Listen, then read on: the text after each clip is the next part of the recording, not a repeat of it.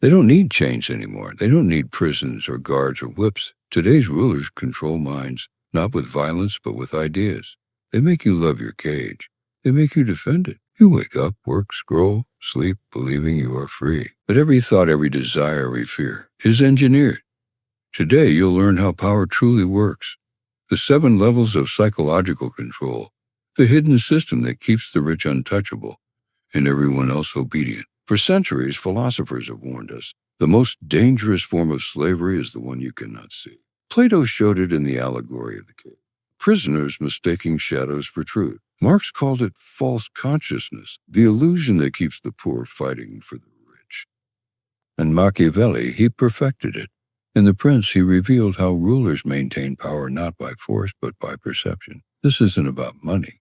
It's about control. And if you understand these 7 levels, you will see through the illusion that governs modern life. Let's begin. The first level is survival. It's the most primal and the most effective. When you control a man's ability to survive, you control his soul. Food, shelter, safety. The poor trade their time for wages, believing it's fair exchange. But it isn't. It's dependency disguised as opportunity. The elite know this. That's why they build systems that make you need them. Need the job, the bank, the brand, the approval. When survival becomes conditional, obedience becomes instinct. This is the foundation of all control, the illusion of scarcity. Break it, and you become dangerous. The second level is attention. What you focus on defines your reality. In ancient Rome, they used bread and circuses to distract the masses, food and entertainment to dull the mind. Today, we have infinite circuses, infinite scrolls, infinite noise. While you argue online, they move money offshore. While you chase trends, they buy time, land, and silence. As Schopenhauer wrote, the wise have always said the same things, and the fools who are the majority have always done the opposite. You understood. Distraction is the modern whip. Control a man's attention, and you control his perception of truth. The third level is desire. Most people think they want wealth, but they don't. They want the feeling wealth gives, admiration, validations. So, the powerful sell those feelings.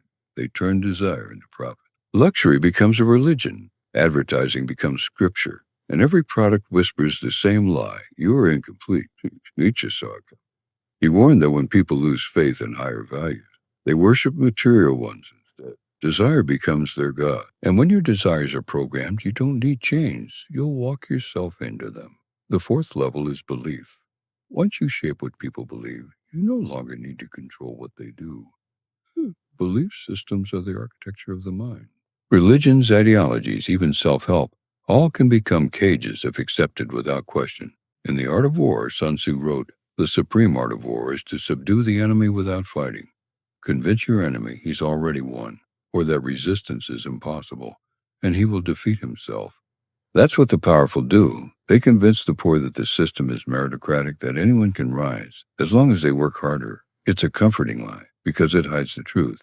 The game was never fair. The fifth level is fear. Fear keeps the herd in line. Every society runs on it.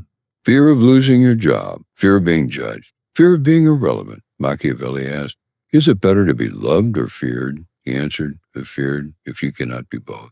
But the new rulers are smarter. They make you fear yourself. They convince you that stepping outside the script is dangerous. That silence means safety. They never have to threaten you. You police yourself. The sixth level is identity. If they can define who you are, they can dictate what you do. Labels become leashes. Political, social, gender, tribal. It doesn't matter the category, only that you believe in it completely. When your identity is borrowed, so is your autonomy. That's why the powerful fund division. A divided people cannot see their true oppressor. Marcus Aurelius once wrote, "You have power over your mind, not outside events. Realize this, and you will find strength." But few do, because identity feels safe, and safety is the final chain. And the final level is reality itself. The true masters of control don't just influence what you think. They define what is true. They own the narratives, the media, the algorithms, the words themselves. If they can rename oppression as freedom, if they can label obedience as virtue, then even rebellion serves their interests. George Orwell understood this. Who controls the past controls the future. Who controls the present controls the past.